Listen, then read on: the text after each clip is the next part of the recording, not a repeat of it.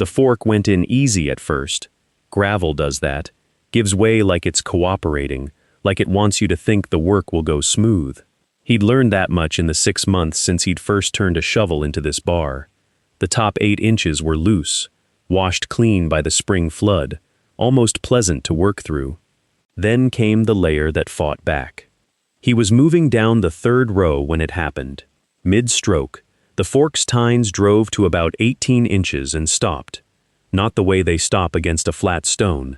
That's a full-body jar, a clang that travels straight up through your wrists and into your shoulders. This was different. This was a thud.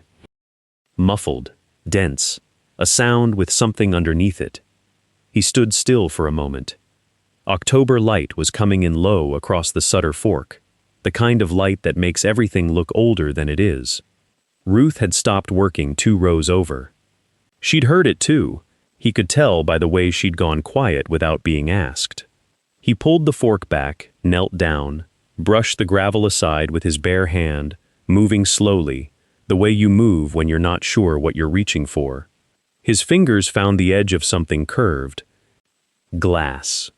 He stopped breathing, not because he was afraid, because some part of his body understood, before his mind caught up, that whatever was under his hand had been put there on purpose. That was the thing about it. Stone doesn't care where it ends up. This was different. This was placed. He sat back on his heels and looked at the river. The Sutter Fork was running low and clean, the way it does in October when the rains haven't come back yet. A kingfisher worked the far bank. Somewhere up in the Douglas firs, a woodpecker knocked twice and went quiet. Placed. He thought again. Ruth said his name, just once, soft. He didn't answer. He was already reaching back down. But that's the end of the story, or near enough. To understand what he found in that gravel bar on the 2nd Saturday of October 1963, you have to go back 7 months. Back to the week the ground was still frozen, the smokehouse roof was leaning wrong, and a man named Dale Pritchard sat behind a desk at First Farmers Bank of Willa County and looked at an 18-year-old boy like he was looking at a problem that would solve itself in about 6 months if he just waited long enough. Go back to March. Go back to the morning he drove his grandfather's truck down out of the hills and signed the papers that made 94 acres of debt, gravel, and frozen mud legally and completely his. Go back to before any of them knew what was buried under that bar. The morning of March 7th was a Thursday, gray all the way down, the kind of gray that sits on the hills like a wool blanket that's been washed too many times. He drove the F1 into Delwood with the heater fan making its bad noise and his grandfather's coat folded on the seat beside him because he couldn't bring himself to wear it yet. The roads were still half frozen, puddles with a skin of ice at the edges, and the truck's rear end slid once on the county road before he got it straight again. First Farmers Bank of Willa County occupied a brick building on the corner of Sutter Street and Main, between a hardware store and a place that sold insurance nobody out here could afford. The lobby smelled like radiator heat and cigarette smoke. A secretary with reading glasses on a chain looked up at him, then back down at her desk, in a way that said she'd already made up her mind about why he was there. The loan officer had a rectangular face, thinning hair combed flat, and the patient, pleasant expression of a man who delivers difficult news often enough that he's gotten comfortable with it. 54 years old, solid behind his desk, a ceramic coffee mug that said, Oregon Coast, on it in blue letters. He shook the boy's hand, a careful handshake, calibrated to the situation. He laid out the terms without rushing. The lien was $1,180, carrying interest at 4%, with the next payment due November 15th. He set down a printed sheet with the numbers on it and slid it across the desk. Then he leaned back slightly and said there was another option worth considering, and that it wasn't uncommon, and that a boy his age, alone, with no family to speak of, might find the whole thing simpler and cleaner if he let the property go to someone who had the resources to work it properly. He didn't say the neighbor's name, He didn't have to. Everybody in Willa County knew Garrett Foss had been circling that gravel bar for years.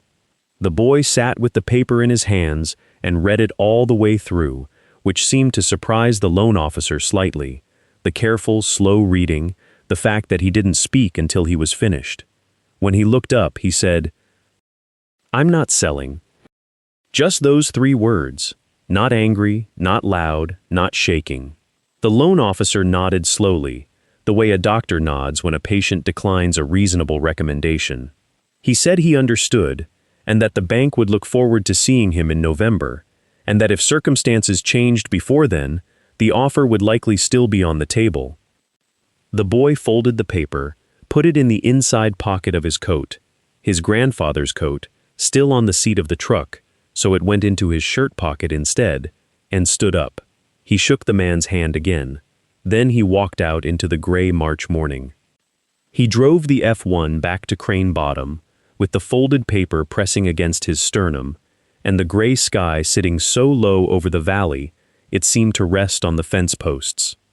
The truck needed coaxing at the bottom of the county road, a hard pull on the choke, 3 pumps, patience, and then it caught and carried him the last mile home, the heater blowing cold for most of it. He gave himself one evening to feel the weight of what the loan officer had said. Just one. Then he put the coffee on and got out his grandfather's survey map and spread it across the kitchen table. 94 acres. He had never counted them one by one before. He started the first Monday of April, March already behind him like a door swung shut, and he walked the whole property in 4 days. Not in a hurry, not checking boxes, but the way you read a letter that matters, slowly, touching each word. The upper fields first, 12 acres of bottomland that had been in hay, timothy and some orchard grass, decent soil, dark when he pressed a thumb into it. Then the slope pasture on the east side, thin-soiled but honest, the kind of ground that rewards a light hand. The old kitchen garden behind the house, gone to dockweed and volunteer mustard, but the bones were there, a stand of Douglas fir along the north fence line he wasn't ready to think about yet. The outbuildings, the barn, the smokehouse with its listing roof, the equipment shed where the Farmall M sat like a patient animal waiting to be useful. And then the gravel bar. 3 acres of river-scoured flat where the Sutter Fork bent inside on itself, depositing what it didn't want. Pale stones, some of them the size of his thumbnail, some the size of his fist. A little willow scrub on the upstream edge, the creek running shallow and clear along the outside, indifferent. The bar itself sitting pale and quiet in the April light, not pretty, not ugly, just there, like something the farm had been stuck with and learned to ignore. His neighbor came by that afternoon while he was still standing on it, drove his pickup to the fence line and didn't get out, just rolled the window down and rested his arm there. 61 years old, 210 acres, the kind of man whose doubt came out sounding like generosity. "That's 3 acres of nothing, boy. You'd do better cutting that willow for fence posts and calling it square." He said it the way a person states a temperature or a distance, not cruel, just finished. The matter was settled in his mind before the conversation started. He drove away after that. The boy stood on the gravel bar a while longer, crouched down and picked up a stone, turned it in his hand, set it back where he found it.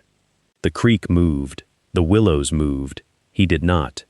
He went back the next morning with a mason jar and a kitchen knife. The jar was for soil, or whatever passed for it.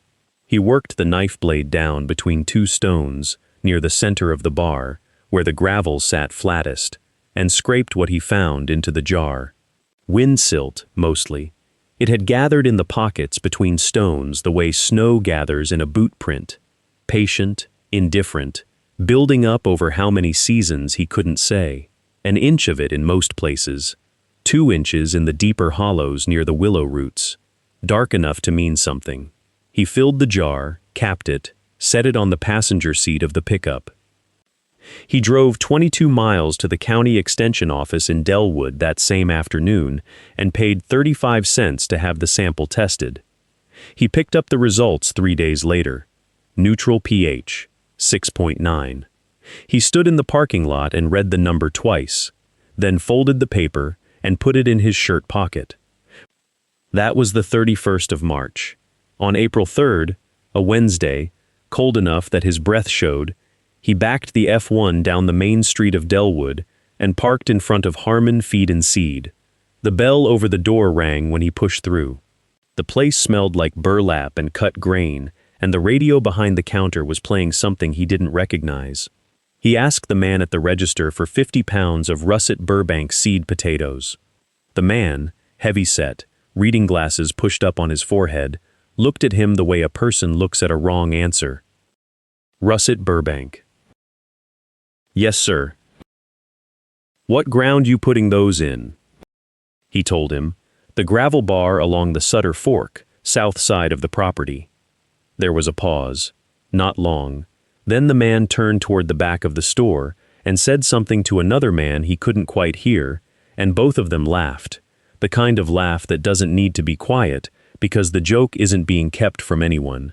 One of them said, River Rock. And the other said, 50 pounds. And that was enough for another round. He stood at the counter and waited. The seed potatoes came out in a burlap sack. 50 pounds, russet Burbank, certified, $4.50. He counted it out, took the receipt, thanked the man. He carried the sack out himself, set it in the truck bed, and drove home. The F1 ran well that morning. No complaint from the engine, no shimmy in the steering. The fields along Route 9 were showing first green. He passed the Foss property without looking at it. The sack sat behind him, shifting a little on the turns. 50 pounds of something everybody in that feed store was certain he was wasting. He drove with both hands on the wheel. He got back to the farm a little after 10 in the morning and left the seed sack in the truck bed while he walked the bar one more time. He'd been walking it every few days since March, learning it the way you learn a new animal, watching where the water still pooled after rain, where the frost came up last, where the gravel was loose all the way down, and where there was actual soil mixed in if you got your hand beneath the surface. He'd found 3 places like that, running in rough lines parallel to the creek, maybe 8 inches of silt laid down over the stones by years of high water. Not much, enough. He started clearing on a Tuesday. He had a steel rake, a spade, and his grandfather's old cultivating fork with the taped handle, and he worked the bar from the upstream end down toward the bend. The stones he couldn't move he worked around. The ones he could, he stacked in rows along the bank. Not thrown aside, stacked, because even a gravel bar needs edges if you're going to plant it in any kind of order. His hands blistered on day 2 and toughened by day 4. He wore through one pair of work gloves and started on another.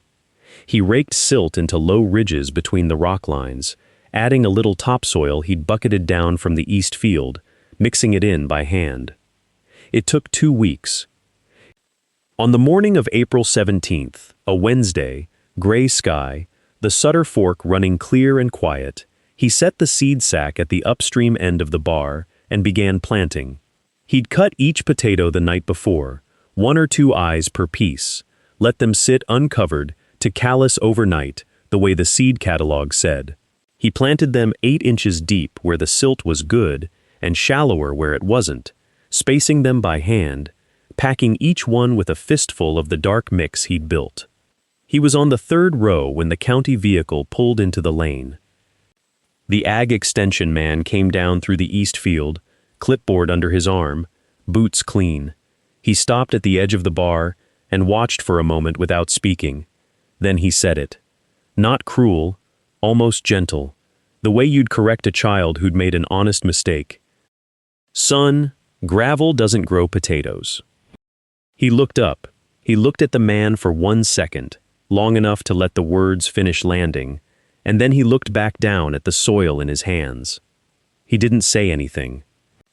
The extension man made a note on his clipboard, looked at the creek, shook his head once with the mild patience of someone who'd seen a great many young men make a great many bad decisions, and walked back up toward the lane.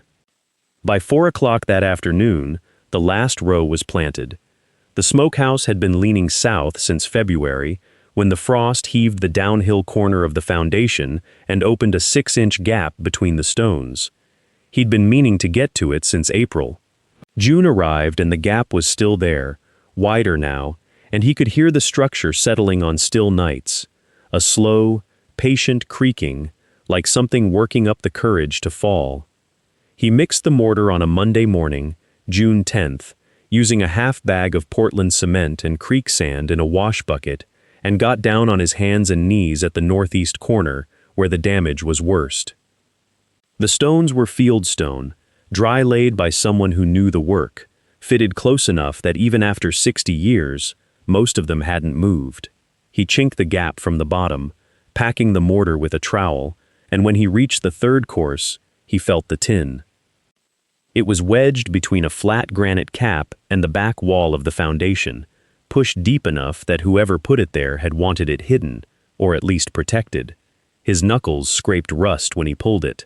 The lid had swollen into the can with moisture and age, and he had to pry it up with his pocket knife. Inside, a flour sack, folded once.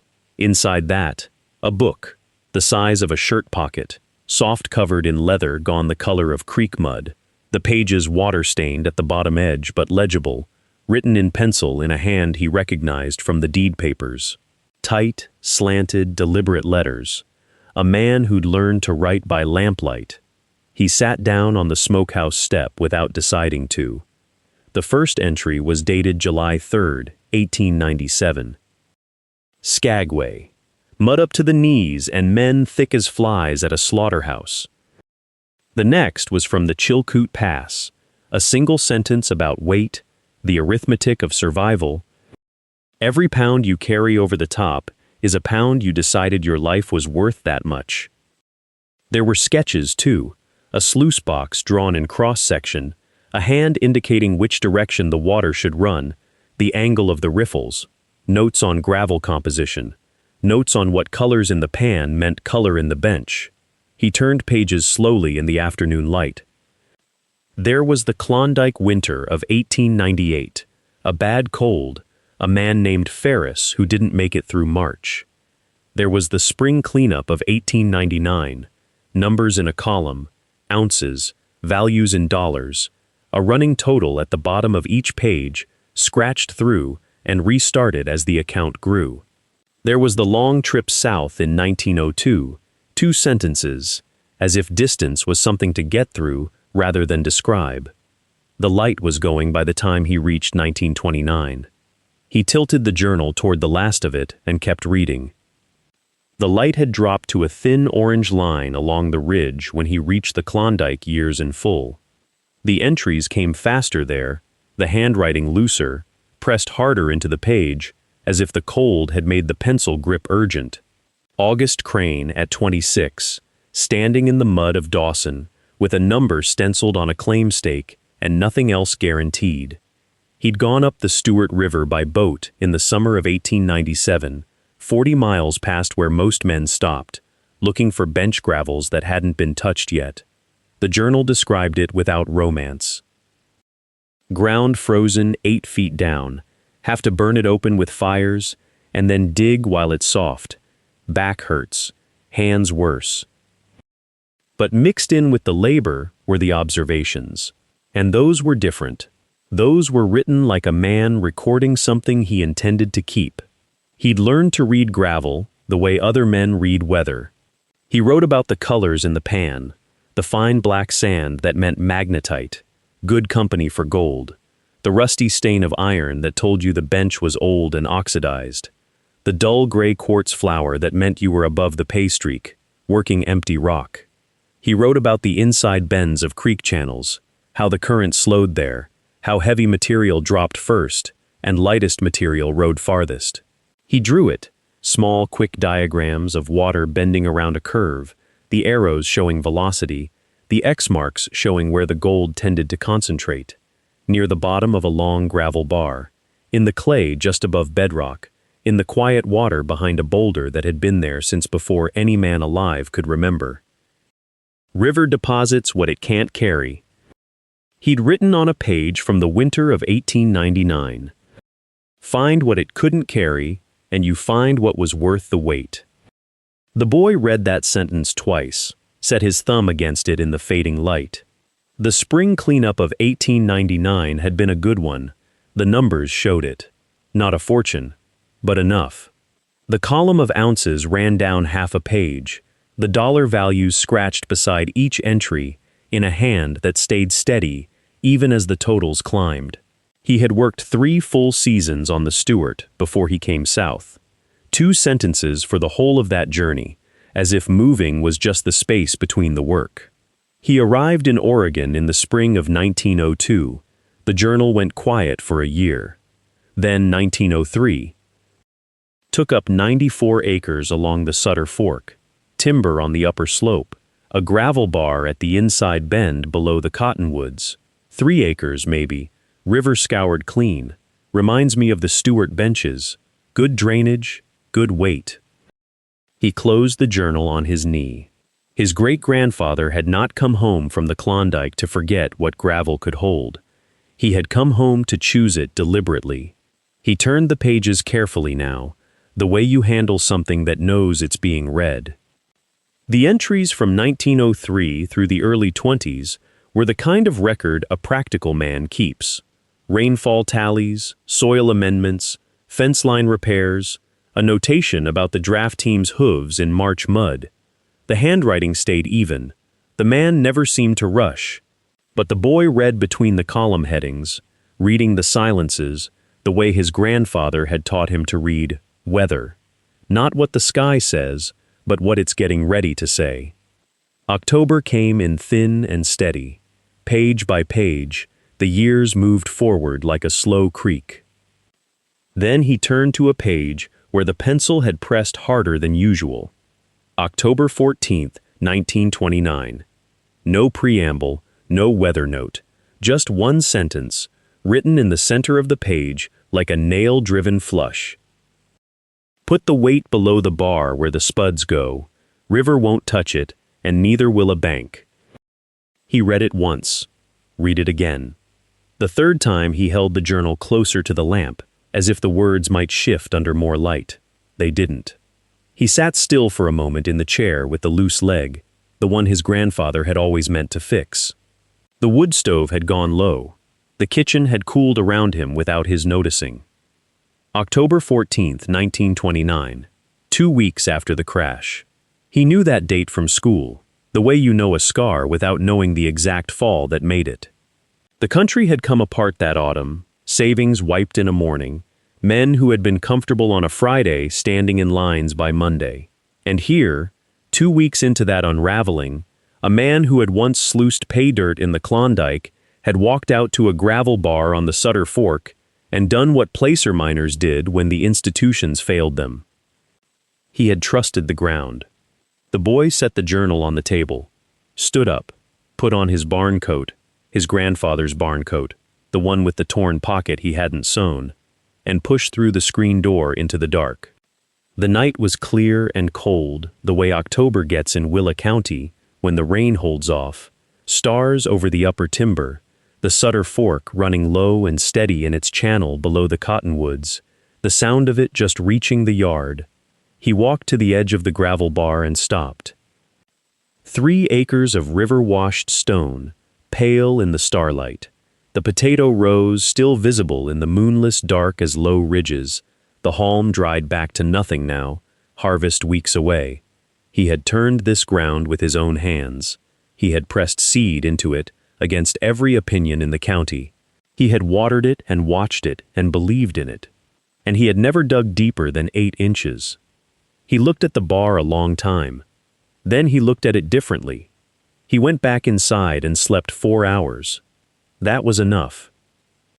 The next morning was Tuesday, July 2nd, and he was in the bar before the dew burned off, on his knees between the rows, with a galvanized bucket he'd filled at the creek's edge.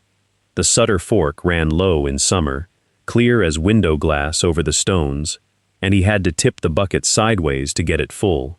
12 trips a morning to water 1 row, 18 rows to water. He did the arithmetic and did not mind it. The plants were doing something no one who'd passed the road had expected. They were green, deep green, the kind that looks almost wrong in gravel, the kind that looks like an argument. He had pressed the seed in against every opinion available to him, and the potato plants had responded with the only answer that mattered. He mounded the gravel around the stems with his hands the way you'd mound soil, packing it loose and high to keep the tubers growing in darkness. Gravel held cold at night. It drained fast after rain. The roots had to reach further than they would in loam, and he had read somewhere that roots reaching further sometimes found more. He believed that. He believed it literally, and for reasons that had nothing to do with the journal, he had not reread since that one night. He told no one what he'd found in the smokehouse, not the woman at the co-op desk when she asked how the bar was doing, not the older man at the feed store who looked over his shoulder at the register and said, genuinely curious, "Those plants still alive over there?" He answered each question with enough truth to close it. "Coming along," he said. "We'll see." August came, and the plants threw their full height. The haulm grew thick and branching, pale flowers opening and dropping in the heat. He watered every morning before the sun got over the ridge. He watched the stems where they met the gravel, for any sign of blight or rot, and there was none. Whatever August Crane had seen in this ground 60 years before, the drainage, the mineral cold of the stones at root level, the south-facing pitch of the bar, it was still true. The bank payment was 90 days out, then 80. He did not think about it every day. Only when the light changed in the late afternoon, and the bar went gold and quiet, and he let himself calculate what the crop alone would bring, and knew it was not enough, and knew also that there was something else waiting down there, and that he had to let October come at its own pace. He kept the journal in the Maxwell House tin. The tin lived on the shelf above the wood stove. He did not read the entry again. He didn't need to. He had it memorized by now. October came in cold that year, a hard frost on the 8th that silvered the haulm overnight, and told him it was time. He knocked on the Elway's door before 6 in the morning. She answered it herself, already in her boots, like she'd been watching the field from the window, and knew what the frost meant before he did. He asked if she could spare a day. She said she already had her gloves. They walked down to the bar together in the early gray. The haulm had gone black along the stems where the frost had taken it, which was right. That was what it was supposed to do. He'd pulled a test hill the evening before and found good tubers, firm and clean, sitting in the gravel like something the bar had been holding in its hands all summer. He started at the north end. She worked a row to his left, pulling the dead tops and clearing them aside while he ran the potato fork in at an angle, levering up, letting the gravel fall through the tines. The bar drained fast and clean. Most of what came up was free of dirt, almost dry, just the pale buff skin of a russet Burbank catching the morning light. They didn't talk much. That was the nature of that kind of work. It filled your hands and your attention and left your mouth quiet. She had a good eye for the small ones hiding under loose stones, the ones a less careful person would have passed over. By 10 o'clock, they had 3 full burlap sacks propped against the fence post. By noon, 7. He kept a rough count in his head. The yield was modest, honest. Not the number a man with good bottom field loam would brag about, but real, something you could hold in your hands and say, "I made this from ground nobody believed in." 14 sacks by 2 o'clock. He was keeping the count and letting the number settle. He was into the last row, working south toward the creek bend, when the fork went in at the usual angle and hit something that did not crunch and did not give. It rang. A low, dense, metallic tone. Not rock, not root, not frozen ground. He knew the sound of iron. He knew the sound of stone. This was neither. He stopped. She was 3 feet away. She had heard it too. She stood straight up, both hands loose at her sides, and looked at him. He pushed the fork in again, gently this time, just feeling for the edge of whatever it was. The tines slid along something smooth and rounded. He went to his knees and started moving gravel with his hands, slowly, working outward from where the fork had struck. The gravel was cold. His fingers found glass. His fingers found glass. He brushed more gravel away. The curve of a jar lid. He felt the edge of cloth, stiff, waxy, folded tight, and worked his hand beneath it. He lifted slowly, both hands now. The way you lift something you already know is heavy before you feel the weight. The first jar came up trailing oilcloth, dark glass, sealed at the lid with a thick ring of pale wax, the kind of wax you press on with your thumb. Something moved inside when he tilted it. A dry, granular shifting. Like sugar, like fine sand, except heavier than either. She knelt beside him without being asked. He set the jar down and went back into the hole with both hands. Another jar. Same cloth. Same wax. Same weight. He lined them up on the gravel flat, side by side. He didn't speak. She didn't speak. He just kept going. 1, 2, 3 more, each nested in its own fold of cloth, each sealed so hard at the rim he could feel the wax ridge under his thumbnail. Then 2 more, smaller, wrapped together. 7 in all. He sat back on his heels and looked at the row of them. She picked one up and held it toward the light. Inside, through the dark glass, something moved in slow yellow drift. Fine particles settling, then lifting again when she tilted it the other way. And at the bottom, sitting still, flat small coins, stamped rough, the kind of rough that didn't come from a mint, but from a man and a press in a river camp. He already knew what it was. He had read the journal line enough times that the words had gone from paper into the part of him where things just were. Put the weight below the bar where the spuds go. He had known what he was planting beside all spring. He just hadn't known if it was true.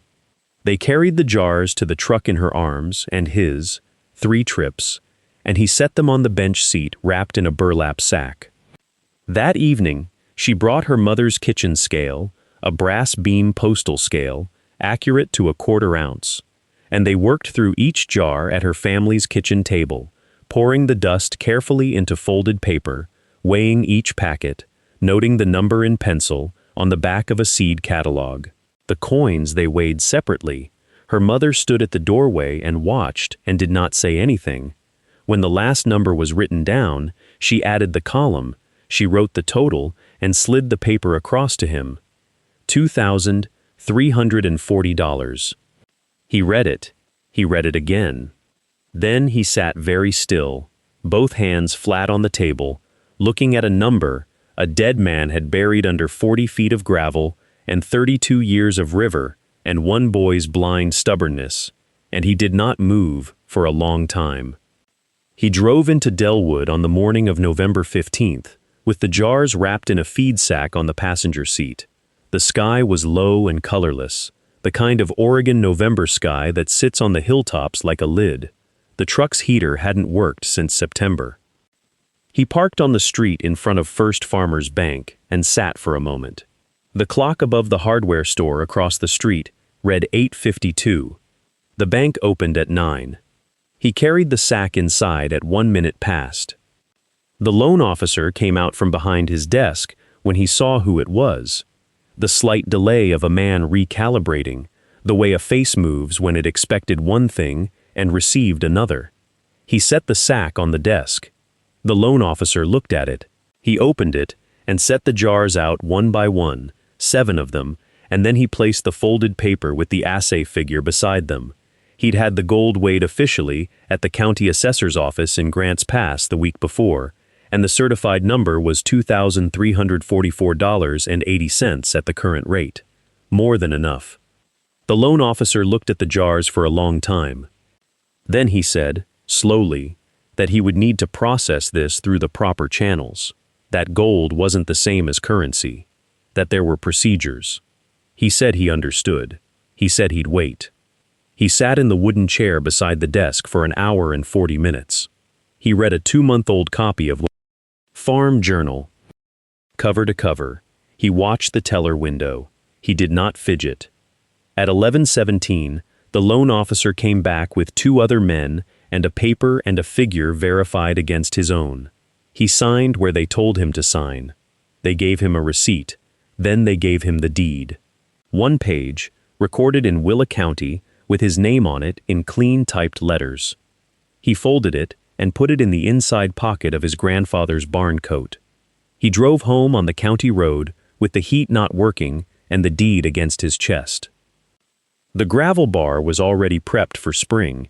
He'd turned the compost in before the first frost, and the rows were sitting there rough and gray in the November light, waiting. I want to say something to you now, if you're still here. The places people call worthless, the gravel bars, the back corners, the fields everyone looked at and looked away from, they have long memories. Things get buried in them, not always gold. Sometimes it's the work that someone else started and never got to finish. Sometimes it's just the knowledge that the land will answer if you ask it with enough patience. I was 18. I didn't know what I was doing half the time, but I showed up, and I kept digging, and that was enough.